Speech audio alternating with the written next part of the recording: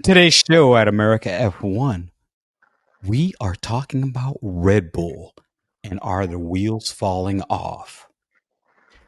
This week, Formula One is in Spa, which is a favorite circuit of many racing drivers and fans with all its fast, hilly, and twisty turns, and it's out in nature. However, the circuit has claimed over 23 drivers. In 1969, the Belgium Grand Prix was boycotted because of the extreme danger at Spa. Let's dive in to this week's preview of the Spa. I can't say the word. Come on, Paul, say it for me. Francorchamps. At the Belgium Grand Prix. Here comes the music, Paul. They said it couldn't be done. They said it wouldn't last. White man, black man. America F1.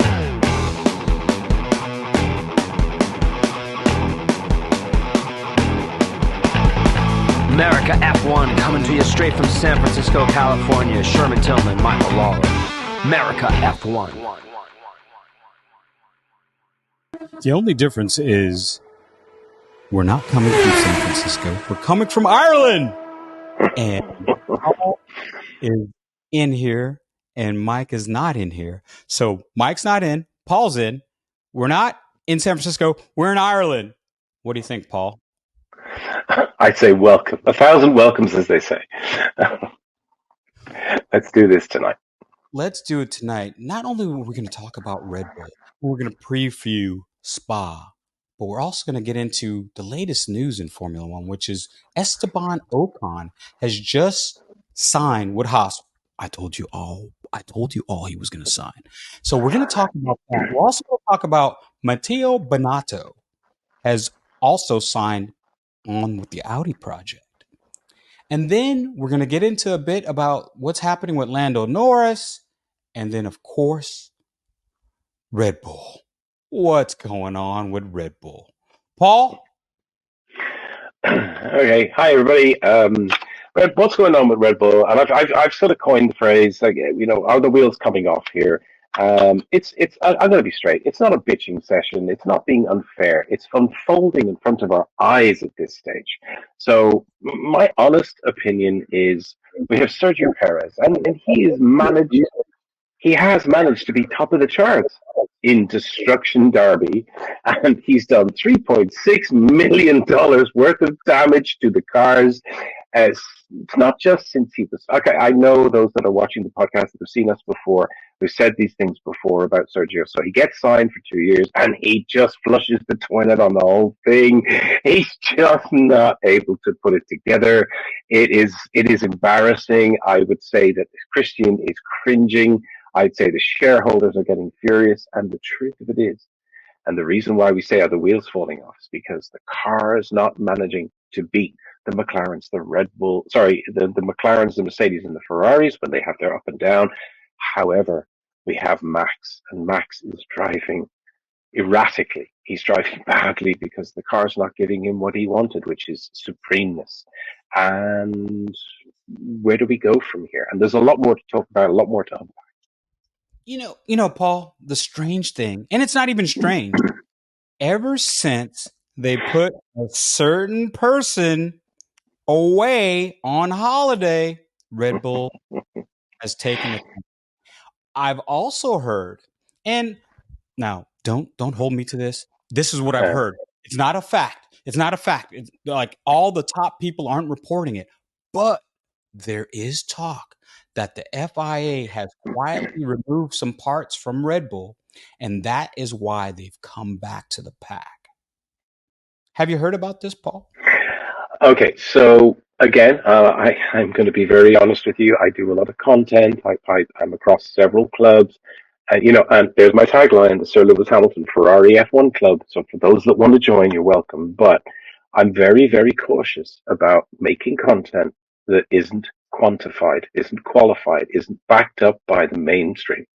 And yes, I heard the rumor that Red Bull were told quietly to remove some parts from the car, but it is not in any of the main media stories.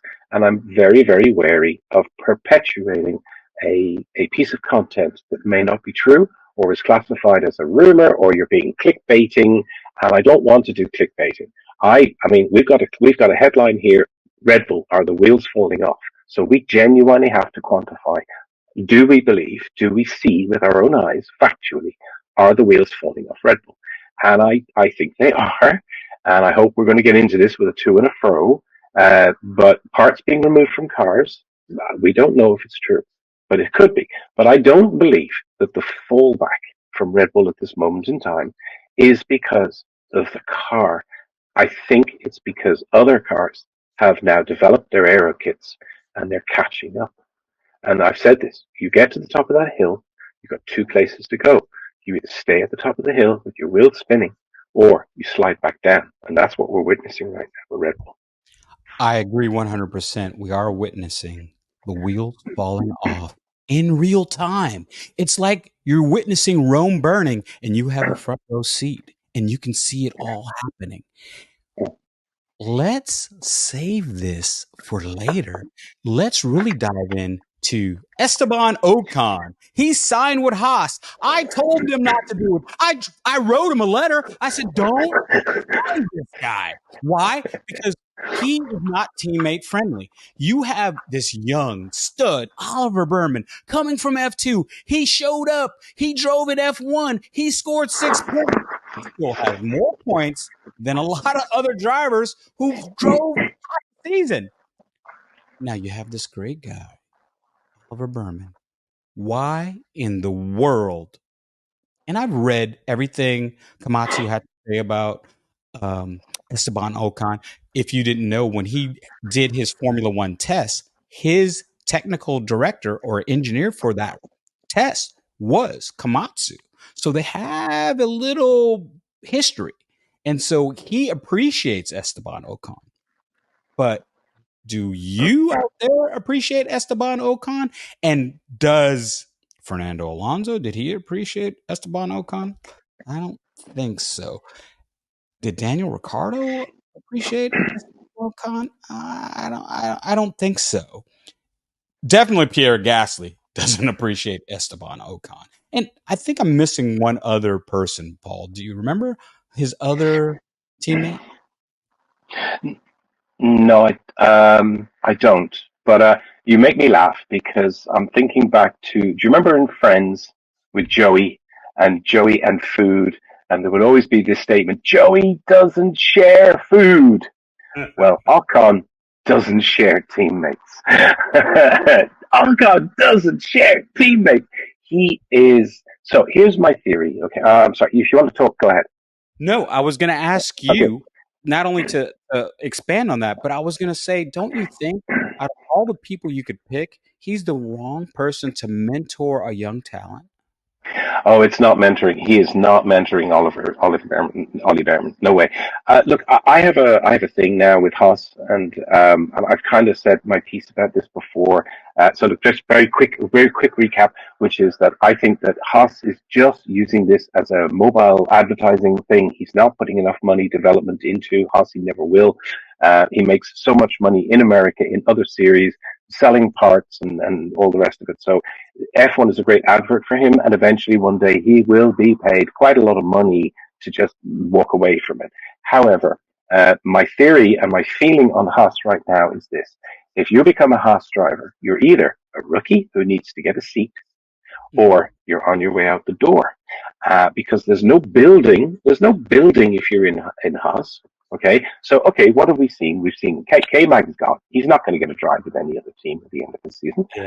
And you've got Nico, who's been given a drive to go to Audi, but he's going to languish in the Sauber next year, and then he's going to hope that Audi can bring a set of wheels in 2026. Okay, so again, my theory stays the same. If you get into a Haas car, you're either a rookie who needs to build his reputation. So please don't crash the car, Ollie, because that's all we need from you. You know, like Spinderella, the Russian kid, all of them, when they get into those cars and they either do brilliantly or they do really badly and they get snatched for other teams or they're bye-bye.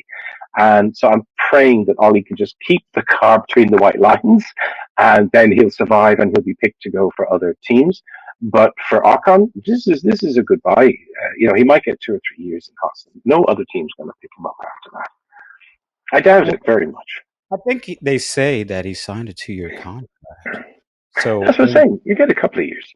yeah, and Komatsu, what do you if for our audience out there, if you haven't read about what Komatsu, who is the principal for Haas, took over for Gunther Steiner, and what he's saying, and actually, to be honest, the team has looked a lot better under Oh him. yeah, yeah. Team is functioning a lot better under him. They're scoring a lot more points under him. They seem to be a more cohesive unit, if that makes any sense out there. But why wouldn't he pick Valtteri Bottas, who I think would not only score points, he's mature, he doesn't fight with his teammates. Do you think Valtteri has another drive, and that's why they didn't pick Valtteri? I'm really worried for Valtteri, and I now know that there's every opportunity that Sykes will either go to Williams or he might go to Mercedes for a year. I know people are not really talking about this, but we're really getting to the crux of it where Toto's going to have to make a decision. Is it Antonelli? Could it be a surprise driver for a year while they warm it up for Antonelli? But to reverse back, I'm concerned for Bottas. He is languishing in that car. He's getting nowhere. He's driving at the back of the pack. I do wish he'd get rid of that mullet. The mullet is just ridiculous for a grown man at this stage who's making a lot of money. I'm older. It just doesn't suit my taste. I just think it looks ridiculous. Anyway, but I am worried for Bottas, and I really would like to see him get a boost in another team, in another car. I'd love to see him go back to Mercedes for a year, but it will be the death knell. But if he stays where he is, it's the death knell. Before we end our segment on Esteban Ocon, who has a really cool helmet right now. His helmet is Deadpool helmet because there's a movie coming out this summer. It's Deadpool and Wolverine. Yeah. And the livery for the Haas car this weekend is going to be the Deadpool movie with Wolverine, of course. But Esteban Ocon's helmet is probably one of the most iconic. I can think of 3 helmets right now off the top of my head that are like, as soon as I saw the helmet, I was like, whoa, like I kind of want that. And this helmet that he's wearing this week at Spa is one of them. The other one was, I think it was last year, Lewis Hamilton had like the Cybertron helmet. Oh yeah, it was brilliant. Beautiful. Yeah. And then, of course, the classic Senna helmet, which will always be in everyone's memory. I think this Ocon helmet is up there. I hope he keeps it for the rest of the season. It really is spectacular. Okay, so look, it's an advertising gimmick, and I welcome them. I love it when a team a little bit lower down, like we've seen this a couple of times with the movie, people get in behind and they say, look, for a couple of races, can we put our thing on your car, can we put our livery, our advert on your car? And I like it when they do those. I really do. Do you know, just as a matter of interest, do you know how much a Formula One driver's helmet is? Have you any idea?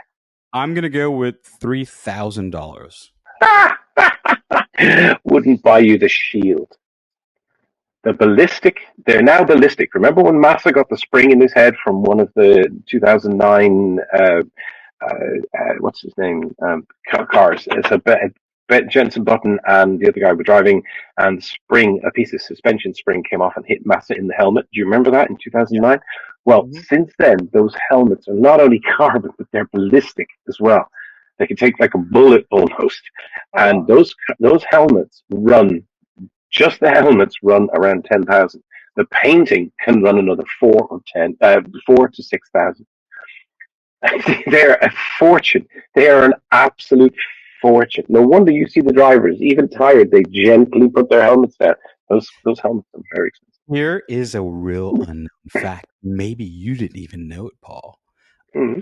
You're a super Lewis Hamilton fan, almost more than I am. I don't know if you are or not, but Lewis Hamilton does not sign helmets. He will sign anything else. He will not sign a helmet. And the reason why... So you say if a fan comes up to him with a helmet, he won't sign it? Okay. He will not sign it. He will, he will look at them. And like the guy who stands, like there's this big his bodyguard who I've met a couple times, pretty Yeah. big. All right. He will say, Sir Lewis doesn't sign helmets. He doesn't sign a helmet. And What? he said it comes from the respect of earning a Formula One helmet. And he said throughout Wow. his life, he's gone through helmets. And out of all the things on the car, the helmet is his.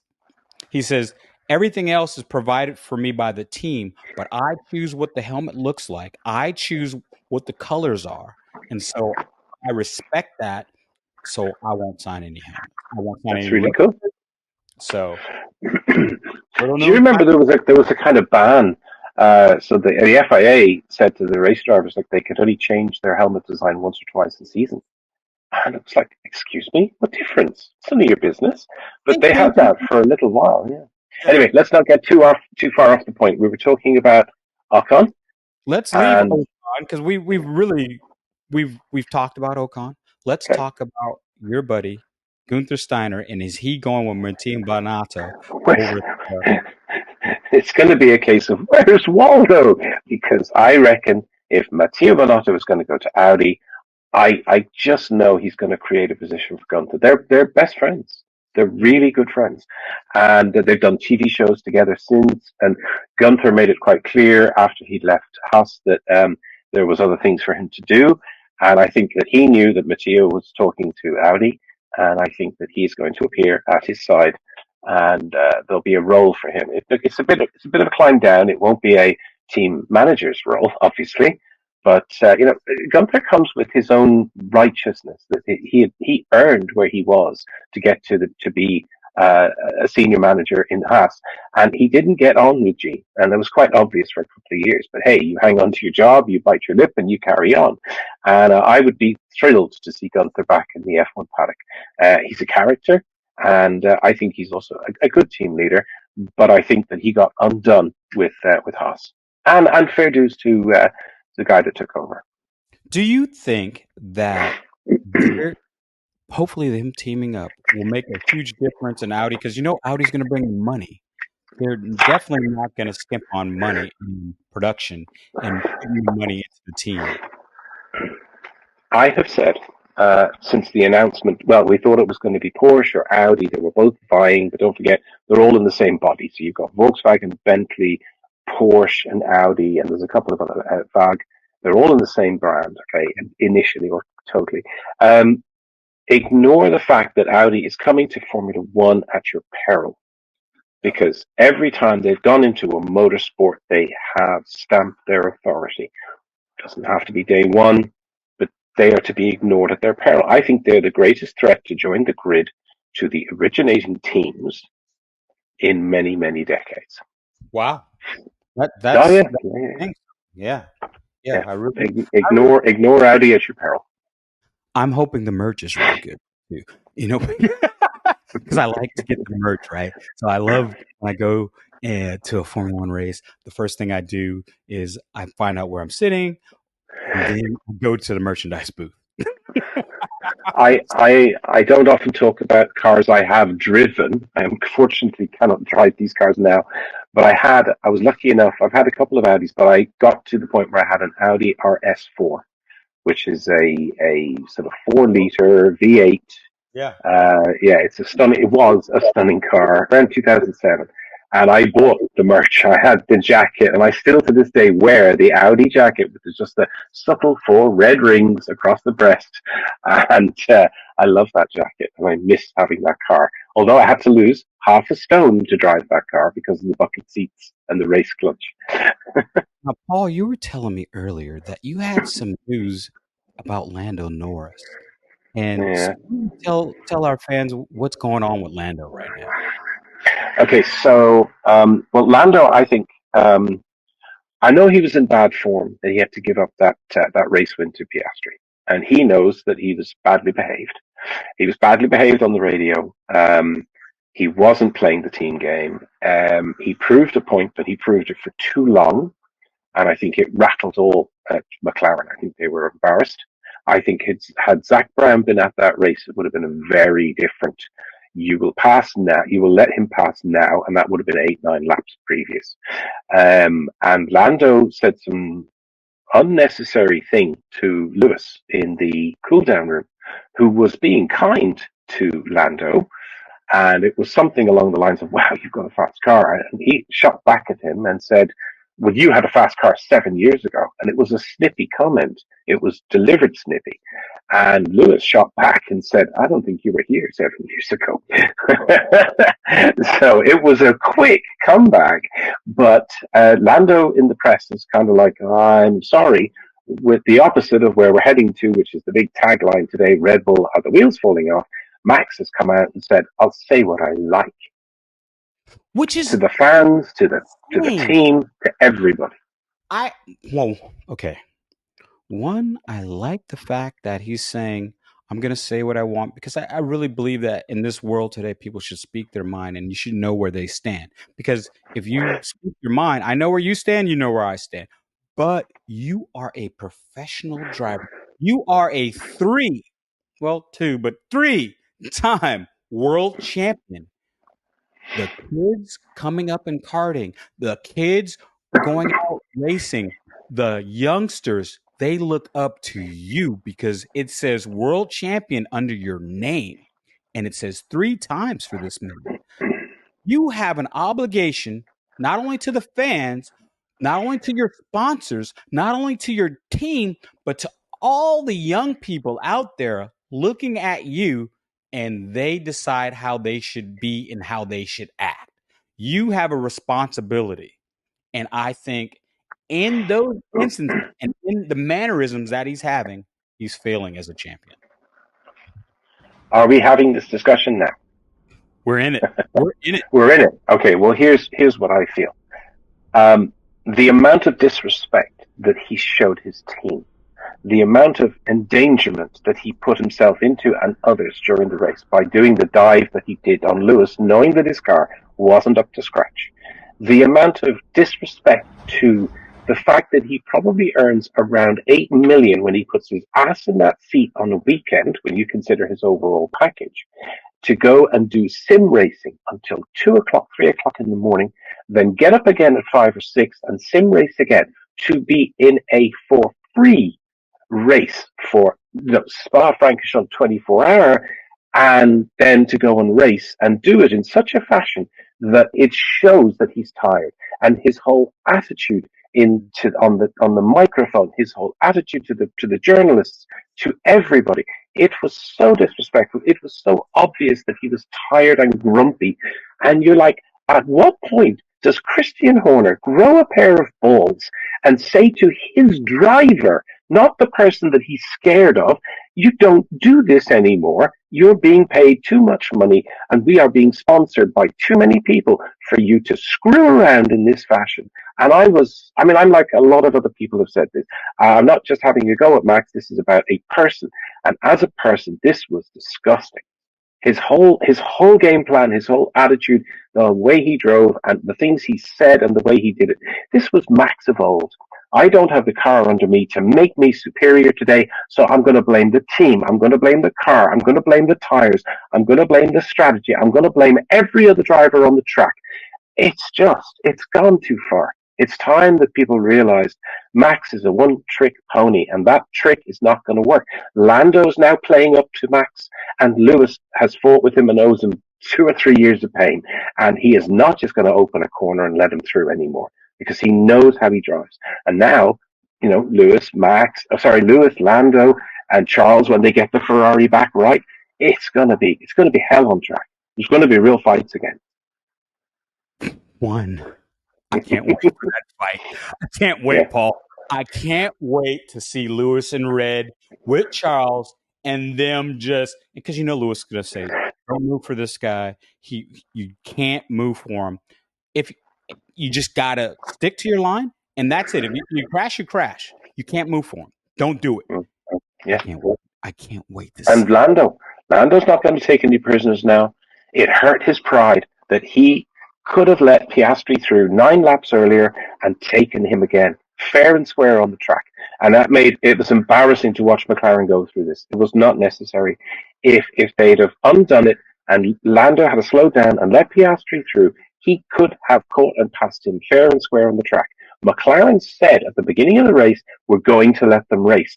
Well, that didn't last long. What the hell happened? They should have let him go back at him.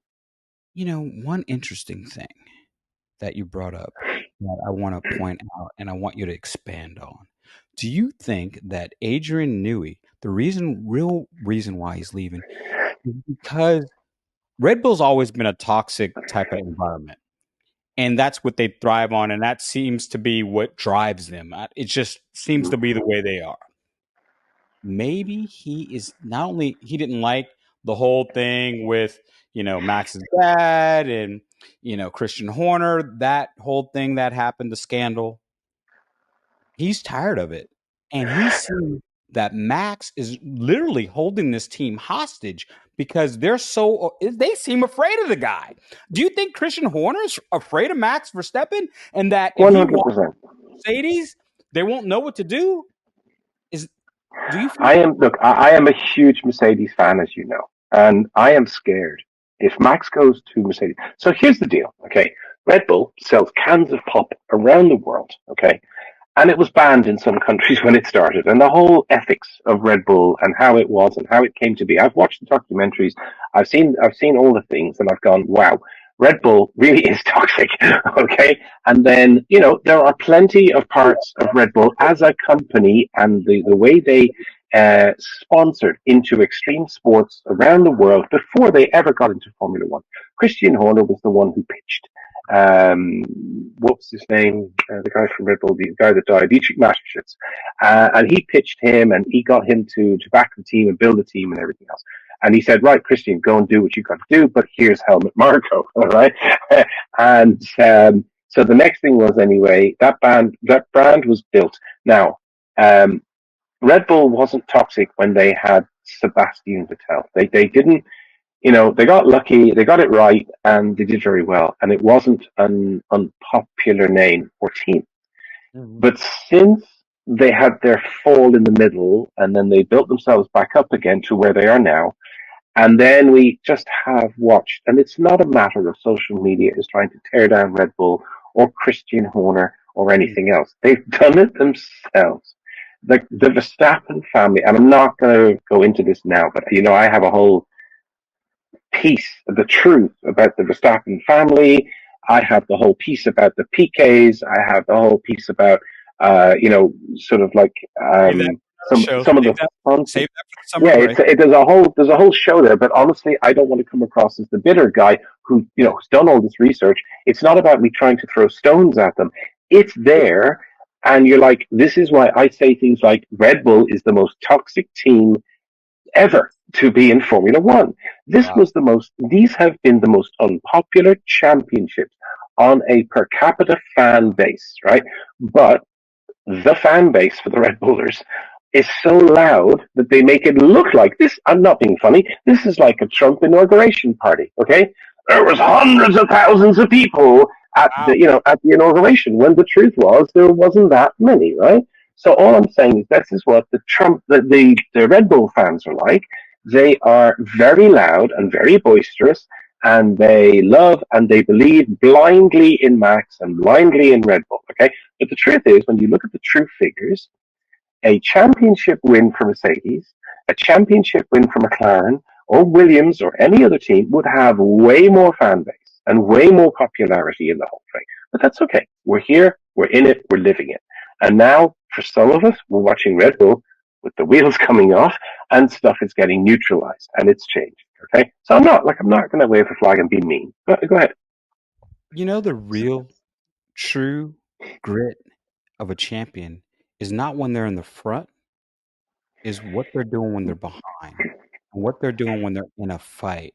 And it seems like Red Bull are going back while the other teams are coming forward, and now we truly see how they react to it. Now, we had the years of Mercedes dominance, and when we had those years, all they would do is complain about Mercedes parts, and they would do it publicly, and then the FIA would acquiesce and take off those parts. Now, the thing as a Mercedes fan and as a podcaster, and I'm a fan of all the teams, but I have an affinity for Mercedes because I love Lewis Hamilton. Okay. So, and I'm not going to hide that. Okay. I'm not going to hide it. Mm. When they were dominant, Red Bull would complain, the FIA would acquiesce and take parts off the Mercedes. Now that If they were deemed illegal. Yeah. Now that Red Bull is dominant, everything's hush hush. If they took parts off, why aren't we knowing about it? Why isn't it Yeah. transparency? Why isn't it frontline news like it was with the Mercedes front wing and the Mercedes DAS and the Mercedes remember all the things that Mercedes brought to the car that were evolutionary. I love that DOS system too. It was incredible. It was incredible, and it wasn't illegal. It was deemed that it would be unfair to others the following year, so that it was left on for a year. It actually, and Mercedes said it themselves, it wasn't the part that was truly winning them what they were doing. Their car was doing all that. Their aero was doing all that. Their engine was doing that. The DOS was a nice idea. And others looked at it and they went, "Oh well, it would take us too long to try and copy it." And would it actually be? Because I mean, there were races where using the DOS, which turned the wheels slightly in, so they were like on the straights, and then on the corners they would turn slightly out. It just gave them a small advantage on the corners. But the truth was, it was actually tearing at the tires. So it wasn't that much of a genius part. But of course, that was the big news at the time.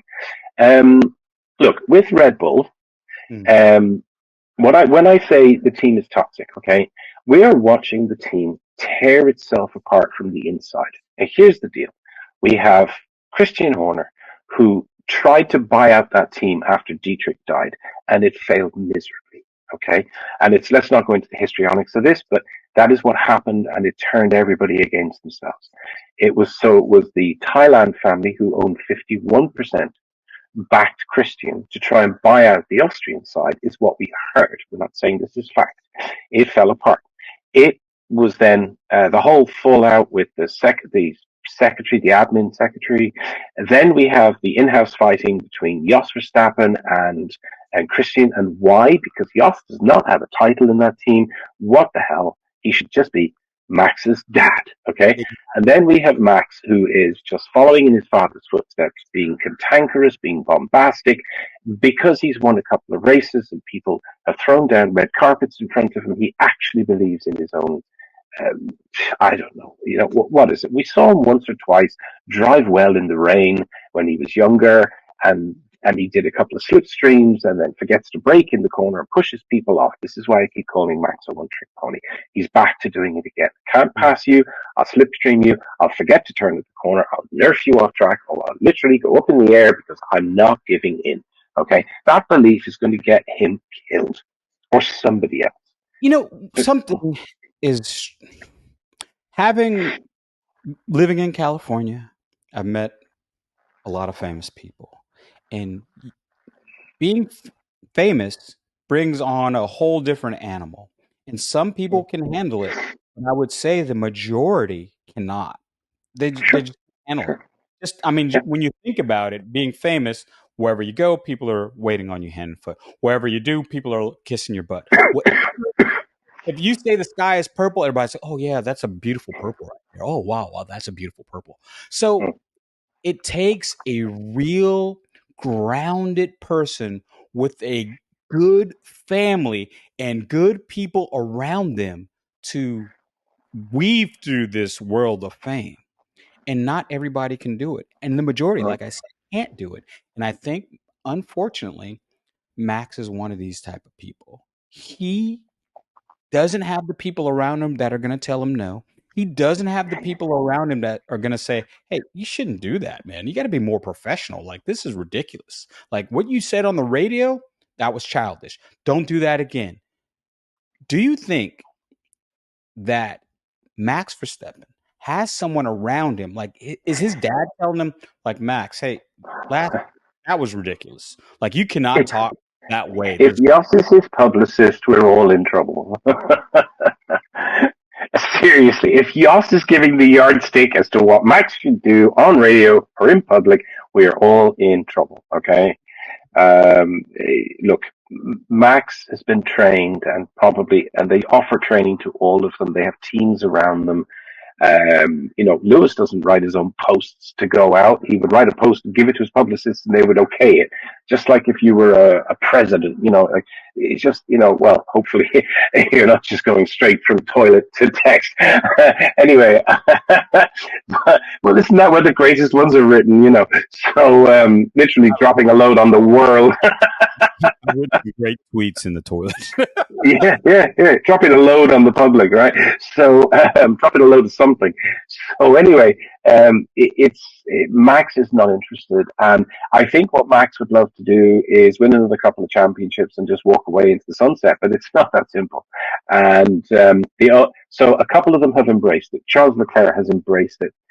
He's embraced it to the point where he's professional now. Every time he's on the microphone, he's got publicists, he's got brands, he's got clothing brands, jewelry brands. I don't know the full thing with Charles. I know everything there is to know, and probably a lot less than I should about Lewis. I know that Lewis has got to be worth nearly $1 billion at this stage. He's got so many diversifications and businesses and things. He's just come out recently with a new finance company, a big one from the States. I mean, the guy is worth nearly $1 billion or more, whether it's on paper or in property or investments or whatever. Lewis is he knows what he's doing. He's on his 7th iteration with Hilfiger. And now he's just become the Christian Dior ambassador. So, he knows what he's doing. So the thing is, a lot of them will, I'm just here to race. But the really good ones are, I can race and I can still run a business. And there's not many of those that come and go. And there's also those that use that power to set up charities and look after others and spread their good fortune. And I truly admire those people. But honestly, with Max, he's such a bad champion for the people. He's such a bad champion. He's a bad champion for the sport. Did you know, while you were saying those great things about Lewis, did you know that he gives more money than all the other drivers combined? Yeah, I do know that. Yeah, I know that. I do. He gives away I think he gave away like 20 million 3 years in the trot in the UK. Plus, he was actually putting actual money into all of those charities and things that he's setting up so that people that are less fortunate or may not get the chance to be involved in. Well, let's not turn this into the Lewis Hamilton channel, because that's not what this is. But Lewis is, in real terms, Lewis is probably going to be one of those people who does the giving, the thing they call it in the States. The billionaires do it, the giving charity or something. Paul, as we end today's podcast, give me your top 3 finishers for this week's race. Okay. I could be shut down for this, but I think Ferrari's going to make a bit of a comeback at Spa. I think Lando has the bit between his teeth. I think George Russell may make a podium, but I wouldn't discount Lewis. And we don't know. See, Max has put himself. We know, by the way, Max has a penalty. Max is going to take this penalty for a 10-place grid. It should be more for the move that he made in the last race. But anyway, he got to walk away from that, and apparently Lewis could have done more to avoid the incident. Please, just come on. We've all watched the replay. He really gave him enough space for that corner. So anyway, I think that I don't see Max getting on the podium for this race. And let's not forget about our star player here, Sergio Perez. Just not going to work. But I like your prediction. I'll give you a prediction. Okay. I'll give you one prediction. Okay. So if Sergio qualifies well, if he qualifies well, I will guarantee you Max will be allowed to pass him in the race when he's coming from 10th in the background. I hope not. And remember, if Max doesn't qualify first, he could end up starting in 12th or 13th. Yeah, he could. There's no way. I don't see Max on this podium, but I do look forward to him coming through the field and then crashing with somebody. I do look forward to that. Well, he will scythe through the crowd. He will scythe through them. A lot of people, you'll hear the radio. The radio will sound like this. Yeah, Max is coming through. He's not in your race, so you just let him through. It's just easier. Just let him through. And let's be honest. Here comes Sergio. So look, you're better off just get out of Sergio's way because he's got a $3.6 million damage worth of bill. Let him through. Let him through. It's easier. We'll get him on the pit stop. We want to thank everybody for joining us on this iteration of America F1 as we talked about Red Bull and are the wheels falling off. And we talked a little bit about Spa, and we talked about Esteban Ocon, Lando Norris, Binotto going to the Audi project. So stay tuned for next week as we do a post-race show. And Paul, before we leave, you want to have a couple words? Yeah, just one quick thing. Can we give a shout out to Scott Greenspan, who is a fellow podcaster with us a couple of times? He's there this weekend, and he will do his usual, sending lots of videos from within the pits. He's just come from Nuremberg, where he's done a few laps. So let's give a shout out to Scott because he's a really great guy.